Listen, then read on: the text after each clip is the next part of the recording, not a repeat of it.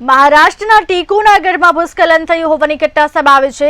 શ્રી રામકી મઢીના કેટલાક ભાગોમાં ભૂસ્ખલન થયું છે। ભૂસ્ખલનને કારણે ખડકી, પથ્થરો અને માટી નીચે ખસી રહી છે। એનડીઆરએફ અને રાહત કાર્યની ટુકડી તૈનાત કરવામાં આવી। પોલીસ પ્રશાસન સાવચેતીના પગલાં લઈ રહ્યું છે। કિલ્લામાં પ્રવેશ પર પ્રતિબંધ મૂકવામાં આવ્યો છે। લોકોની જોકે સાવચેત રહેવા માટે સૂચના આપવામાં આવી છે।